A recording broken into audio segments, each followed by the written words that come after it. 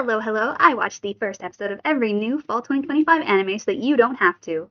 In this video, I'll share my first impressions to help you decide what to watch, including my personal watch recommendation out of 10.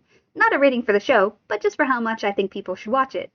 If there's a particular genre you prefer, no problem, I've already thought of that too. Instead of going alphabetically, as I have in the past, I broke my rating down into various genres with timestamps below, and in descending order of how highly I'd recommend it. Without further ado, let's discuss what to look forward to in Fall 2025 anime. Male-led fantasy, aka power fantasy and isekai. Yasei no rastu bossu ga arawaretta. A wild last boss appeared. Video game isekai isn't exactly new. The setup to this one is actually almost identical to an anime from last season, Apocalypse Bringer Minogra, I believe, both featuring a world-conquering main character who enters their video game, has an automatic translator that makes them seem evil, etc. But this immediately sets itself apart simply by the fact that Lufas turns off the intimidation and gets to work experiencing the world, whereas Minogra spent several episodes sitting in his evil throne. The art and score are both surprisingly beautiful.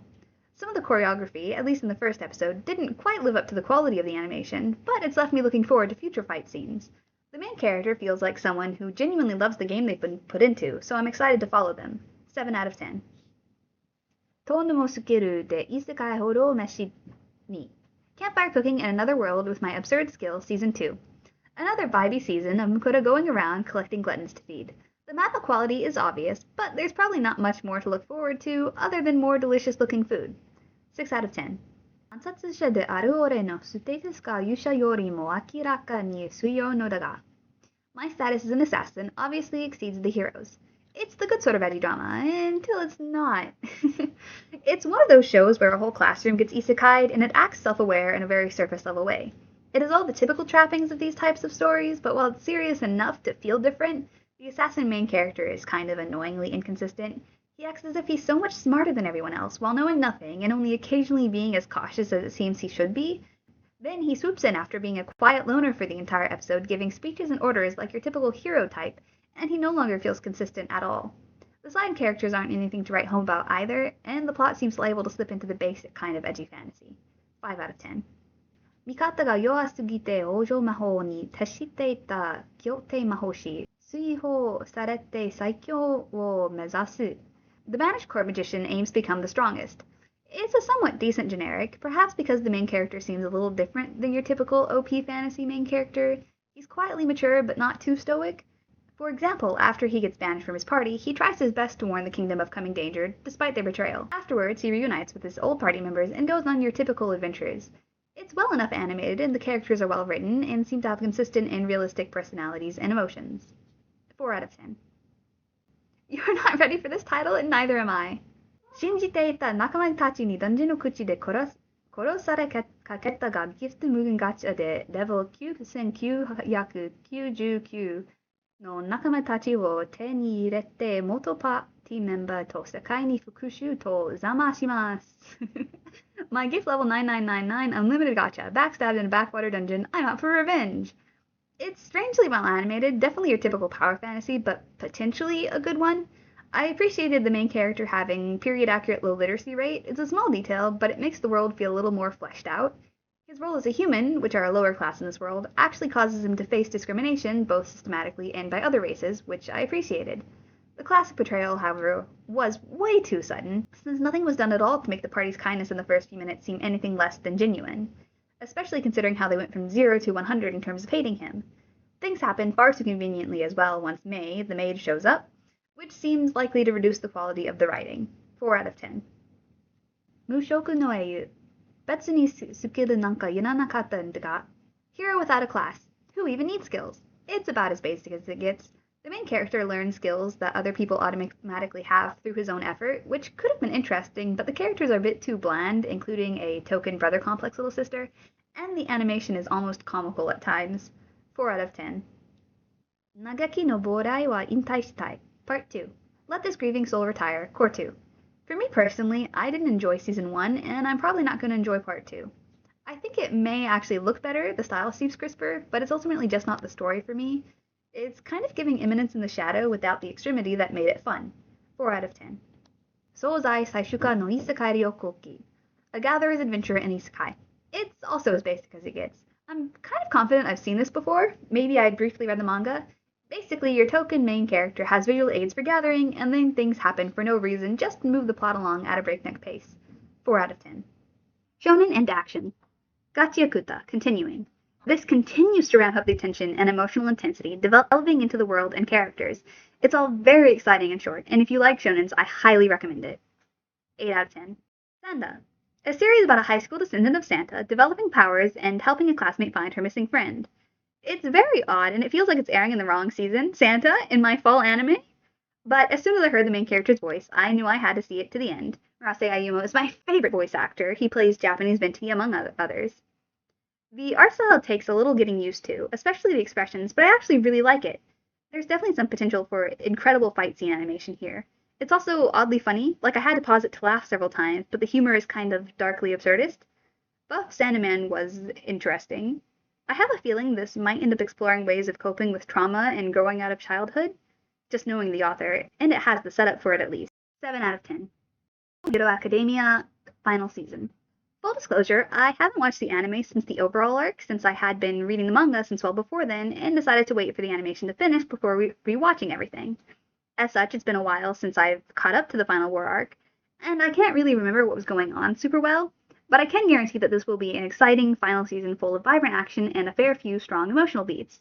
I did watch the first episode for this review, and the animation is very good, as expected from Studio Bones, though I don't know if it'll live up to the first 2 seasons' heights.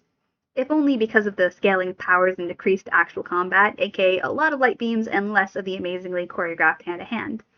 Also, as a side note, I got shocked, full-on flabbergasted by how much Deku's voice has changed. 次回予告 All for One の圧倒的な力に 7 out of 10. It's been a long time since I watched season 2, and even longer since I read the manga, so it took me a second to reorient myself on where the plot currently is. The arc with the Monster Association and Hero Hunter Garo is fun from what I do remember, even if it's centered significantly on side characters, and I'm hoping that the fight scene animation lives up to Murata's incredible work in the manga. The more static frames seem odd, but it was more on shading and line art, I think, though the animation so far isn't incredibly promising. It's a bit odd, to say the least, but as long as the fight scenes are good. The fight scenes are good, right?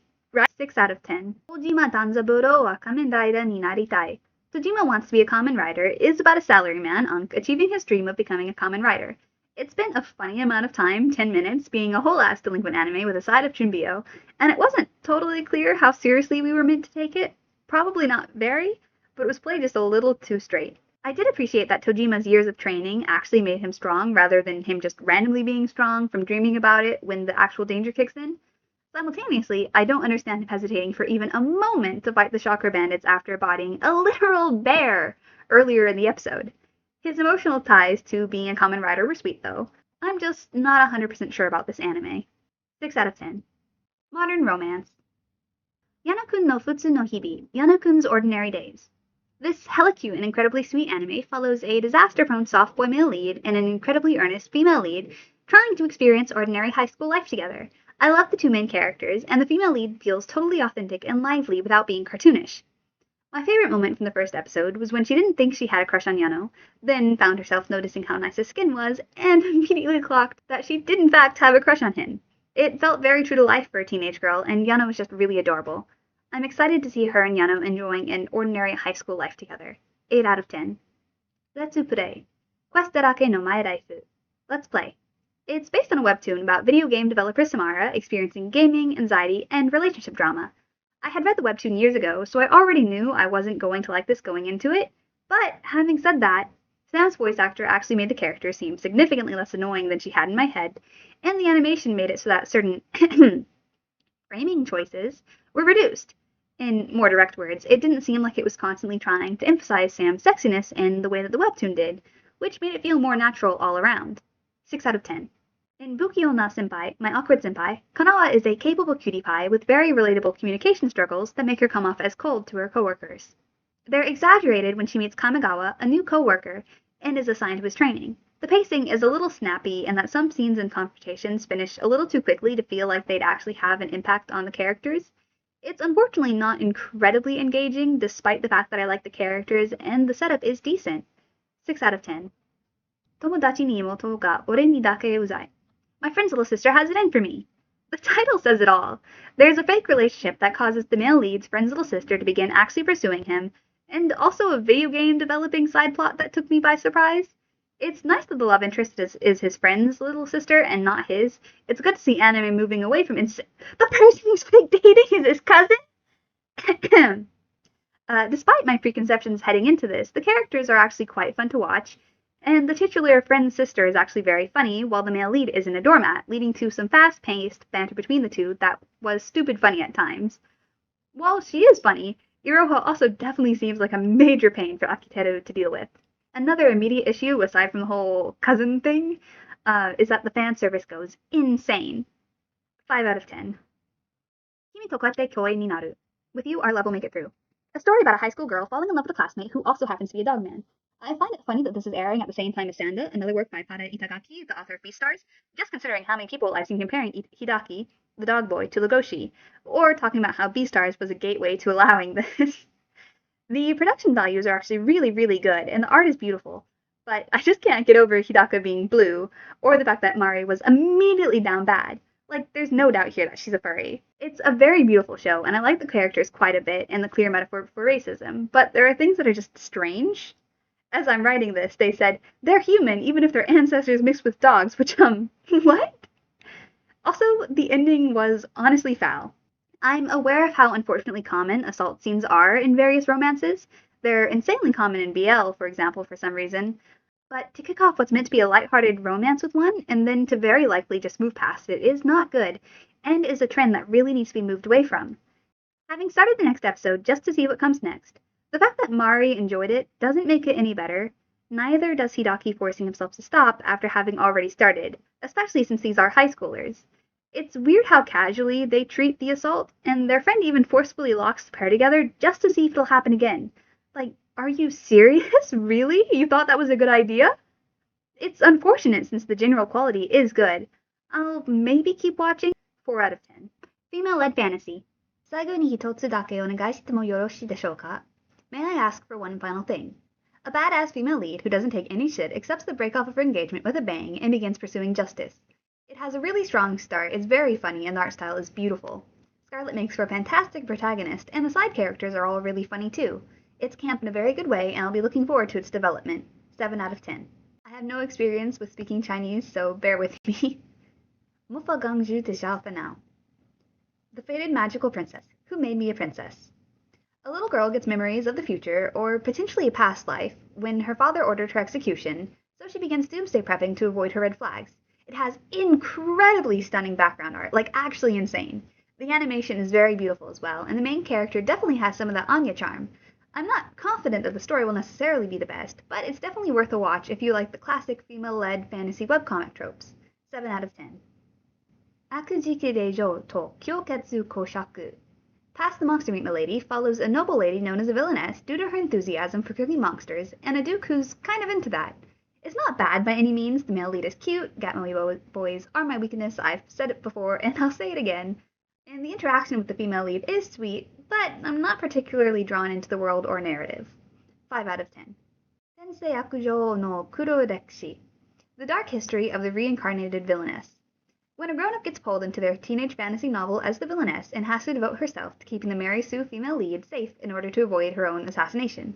It's actually quite funny, but in general it's about as cliché as it can get.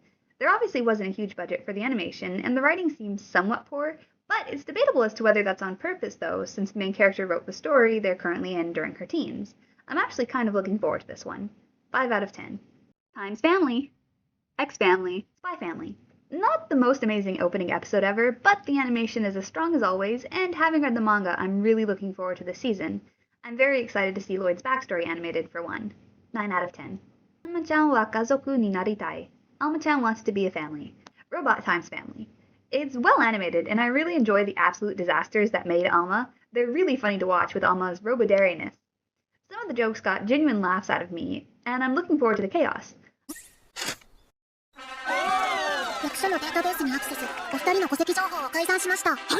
I'm not quite sure I understand the world building enough yet to know why they needed a crazy combat robot that looks like a little girl, but oh well. 7 out of 10. 父は英雄、母は精霊、娘の私は天聖者. Dad is a hero, Mom is a spirit, I'm a reincarnator. Based on the trailer, I wasn't expecting much from this, but it actually really undersells it. While not a masterpiece, this is a very fun reincarnation story with lively characters and a cute family relationship at the core of it. It's reincarnator times family with decent and enjoyable drama that's typical for these types of shows. 6 out of 10. Comedy. Kikaji Kake no Mari, Mechanical Mary. It's actually very funny, as it follows Mary pretending to be a robot for a rich guy that, quite reasonably as the story progresses, doesn't trust people. The male lead, Arthur, comes across as a little bit incredibly stupid half the time, but since this is a comedy first, romance second, inheritance drama third, from what I can tell, it's not too harmful to the show. Also, the voice acting of the male lead's younger brother is perfection. ちょっと用事を思い出しちゃった。てペロ。あとよろしく。Having said this, some of the characters' actions really don't make sense, and the animation falls short in the action-adjacent moments. Also, the first episode ended in a way that made me think, well, that wraps up the show nicely. Wait, there's a whole season left? 6 out of 10. Dabuto Ayamachi, plus-size misadventures in love. A girl working at a snack company gets amnesia, falls in love with someone she had previously stalked, experiences the workplace. I appreciated the transmigration subversion in that I don't think she actually transmigrated, but Yumeko's outlook on life changes, which changes her whole self. Plus, she is absolutely hilariously adorable. I really love her energy. I am not, however, a huge fan of how oblivious she is towards how people feel about her being plus-sized. It makes her come across as a little bit stupid instead of just confident in herself. Don't get me wrong, she is adorable, but any character going around talking about guys being in love with her and girls being jealous of her when that's not the case is really going to be awkward to watch. 6 out of 10. Chanto Sunai Kyoketsuki-chan. Little Miss Vampire Can't Suck Right. Despite the very ecchi title and premise, this is actually pretty funny. I enjoy the casually mixed fantasy setting and following the girl disaster vampire Ichikawa as she learns to drink blood. The male lead in particular is an earnest NPC-type straight man character, which I do have a fondness for. Having said this, I think I understand that the chibi version is to kind of desexualize the act of drinking blood, but it goes a little too far into the realm of babyfying and just becomes a bit weird. 5 out of 10. Kao ni denai Kashiwada-san to kao ni deru otokun. Inexpressive Kashiwada and expressive Oda. Miniature rant for a second here. I'm so used to Bakugo lookalikes also being voiced by Bakugo, re Shikimori's Not Just a Cutie, Shu, Mahou Shoujo Magical Destroyers, Adam, and Black Clover Lieb, so it was a little disappointing that Oda isn't voiced by Nobuhiko. It seems pretty cute, but it kind of comes across a little like a gag anime, but with only a couple of funny bits and a lot of wholesomeness. I did find Kashiwada withholding her laughter and trembling with it really cute though. 5 out of 10. Drama. Watashi wo tabetai hito de nashi. This monster wants to eat me. This Monster Wants to Eat Me follows Hinako and Shiori, the titular monster, as Hinako struggles with depression and looking forward to the day that Shiori will help end her life. It's got a very contemplative and mature quality to it when it's in Hinako's perspective, that allows Hinako's depression to seep into the atmosphere of the series itself. The counterbalance of her way of existing in the world to other characters who more stereotypically fit the anime mold actually very accurately reflects the alienating and distanced feeling that can come with depression. Its soundtrack and the use of metaphorical imagery are both really beautiful and moving. While I don't think it's quite on the level of cinematic excellence and emotional struggle as Summer Hikuru Died, for example, I think that this could still be very good. 7 out of 10. Chitose-kun wa ramune bin no naka. Chitose is in the ramune bottle. A casual drama following Saku Chitose, a popular guy with his fair share of haters, bringing Kenta, a shut-in, back to school and into his friend group. The vibe here is interesting, particularly with Saku narrating almost everything non-stop for the first 10 minutes of a 33-minute opening episode and then continuing to do so periodically. I imagine he'll continue to narrate his internal thoughts quite often, likely as a byproduct of being a light novel adaptation. It's interesting to see such a casual and easygoing character with quite a realistic and vivid friend group pre-established with obvious inside jokes and such. It's also a bit odd to see a character in a story like this who is inexplicably popular and also already known as a heartbreaker. There was a joke about him that literally took me aback, and then he was later called a manslut too. Everyone spends a fair bit of time waxing philosophical, maybe to an extreme, but it's still an interesting and dramatic watch. It feels a little forcefully poetic, but it's not bad by any means. Also, as an ending note, no effing way was Yamazaki's mom okay with Saku breaking the sliding glass door to get to him. 7 out of 10. One Dance. One Dance is a kind of pseudo-sports anime as two high schoolers join a dance club. Part of the initial setup is that the main character finds even watching dance embarrassing due to a past experience. And if they're trying to make it look embarrassing to us as well, they definitely succeeded. The firm shot in watching the CGI models dance, with their hair going everywhere and spasmy moments, was real.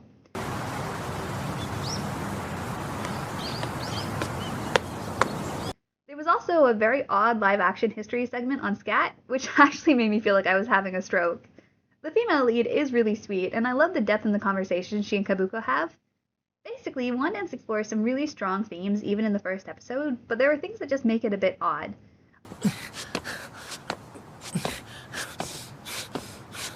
5 out of 10. Science fiction, Shumatsu Touring. Touring after the apocalypse. The post-apocalyptic world is both very beautiful and subtly eerie, with flowers, greenery, and animals overtaking everything. This feel continues through the episode, with our young main characters joking around while they scavenge an abandoned cafeteria for food and casually snack on an old tank. The state of the world is intriguing, with the girls using smartphones and the tank coming back to life, talking about dangerous radiation levels while armed and trigger-happy, presenting an immediate level of danger in a show that I expected to mostly be comfy explorations of a world in ruins. And just casually, what the hell? White-haired girlie is an armed robot, and our other girl seems capable of accessing memories of before the apocalypse. Though the synopsis is similar, the world is not nearly as bleak as Girls' Last Tour. Shumatsu Touring handles the apocalypse in a way that feels as if it's childishly and willfully ignoring the disaster that the world has become. I'm very curious if the devastation of this destroyed world will become more prominent throughout the anime. 7 out of 10. Noja. I mean, it is Among Us the anime, no doubt about that, but it's also very good. Not only is it beautiful with a very unique aesthetic, but it's an intriguing and complex mystery. Also, as a note for anyone wondering, Noja is based on a video game that came out a year after Among Us, which is not nearly long enough to create a game from scratch. And it follows many of the same concepts, but with enhanced storytelling as its visual novel role-playing game. It also has much more complex gameplay with a wider variety of roles and in-game time loops rather than just crewmate and imposter. In other words, it's an advanced narrative version of Among Us with quite complicated world building. I would say it's just a coincidence, and more so based on the werewolf game, which the first episode references. 6 out of 10. Towa no Yuguri. Dusk Beyond the End of the World. Akira wakes up in a post-apocalyptic future after being in cryo-sleep, and marriage is different. It's a kind of odd setup, but it's well animated, and the world building is extremely unique, yet simultaneously feels strangely empty. Perhaps because of the way the male lead is randomly thrown into it, and characters such as the robot, who looks like his ex-girlfriend, sort of just appear as well. I'll definitely keep up with this one in order to form stronger opinions on it. 6 out of 10. Digimon Beat Break. I don't have much experience with the Digimon brand, so I was very surprised when the Digimon could talk. It's a little hard to follow what's going on, with a lot of concepts introduced. But the idea of the main character having a unique pulse that corrupts technology and makes Digimon stronger is a potentially fun setup, especially if he joins a team of cleaners, wait a minute, and begins fighting bounty hunters. As a side note, Tomoro, the main character, is way too into drumming. He's like the crystallization of every drummer kid in American movies, but I guess that could end up having something to do with the E-pulses? 5 out of 10. CVIS, or SIVIS, The Sound of Heroes. It's a very interesting premise, idols fighting monsters through their performances. Wait, where have I seen that recently? Anyway, it's a very interesting premise, but it throws you into the deep end a bit, to the point that I was incredibly confused. It starts off with the red-headed main character busking and trying to join a dance group in Tokyo, and transitions very suddenly into a digital world with robo-monsters. I also in no way, shape, or form expected a character to get killed off in the first episode, which made it very tonally confusing too. Also, Shibuya Disaster 2.0 occurs at the end of the episode, so yeah. Corporate needs you to find the differences between this picture and this picture. They're the same picture. Interesting. In regard to the art style and such, it was generally good if a little too dark. 4 out of 10. Miscellaneous. Fumetsu no Anata-e Season 3. To Your Eternity Season 3. Fushi pulls off a double reverse inverse isekai. If you understand that reference, you follow Crunchyroll on YouTube. The OP is really great, and also sounds concerningly similar to Magical Girl and Evil Lieutenant's OP.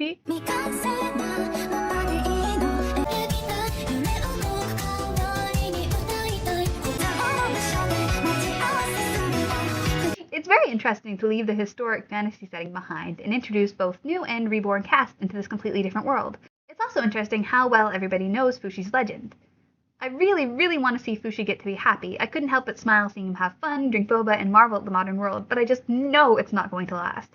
I'm also very concerned about all the people using their phones too much, among other things. A lot happened in the first episode to set up the characters and the world, and while nothing bad has happened yet, I'm worried. I also low-key don't remember most of his 11 disciples, so I might need to rewatch Season 2. 7 out of 10. Shibake. I know the haircuts are historically accurate, but my modern sensibilities and love of beautiful characters rebels against it, especially since their faces are so cute. Having said that, it allows the historical setting to be fully and faithfully realized, with the addition of spirits and cute little demons. The characters are quite interesting, but without reading up on it, I'm not quite sure where this story is going to go. The first episode simply established the world and ends by introducing a murder. It's certainly interesting and seems worth continuing. 6 out of 10. Disney Twisted Wonderland the animation. I expected this to be based on a dating simulator, so I was a bit confused with the decision to make the protagonist a man. As it turns out, Twisted Wonderland is not a dating sim, which makes a bit more sense, but does leave me wondering where this anime is going to go. The setup is more or less your typical Magic Academy with a side of isekai and factions based on Disney villains. The magic system could also be interesting, as spells seem based on said Disney villains. The only spell we see in the first episode is an off with your head spell that had absolute horrific sound design, no offense.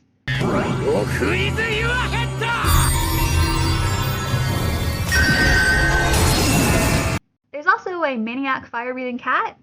The character designs and world building are very unique, with sort of gothic fantasy meets otome aesthetic. While I'm not sure how the plot is going to progress other than you obviously joining the academy and then probably some monster fights, all the pretty character designs will keep me interested for at least a little bit. 6 out of 10. Gue Nanting, The Chosen One. A donghua with some really fantastic and edgy art that I can't really even begin to summarize due to what I can only call writing issues. It has a problem with tone and the plot suddenly becoming drastic and nonsensical. It's very hard to follow, which I've noticed to be a trend in some other donghwas. But I'm honestly going to keep watching it because how cool the rest of it is makes up for it. The OP is a banger and the animation is fantastic. The world feels very lived in and developed. It's also both pretty funny and surprisingly eerie at times. As a side note, there's also some aggressively racist character design, but just what you unfortunately typically see for black characters in anime. 4 out of 10. This has been my first impression of the first episode of every Fall 2025 anime. I know I missed a few, but let me know if I missed anything worth watching. Thank you for watching, and I hope this helped you decide what to watch out of the Fall 2025 anime chart. Be sure to like and subscribe, and I'll see you next time. とんでもスキルとんでもスキルで異世界フォロー飯とんでもスキルとんでもスキル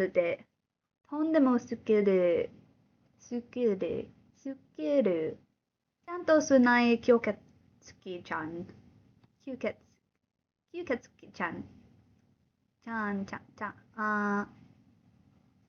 あいうあう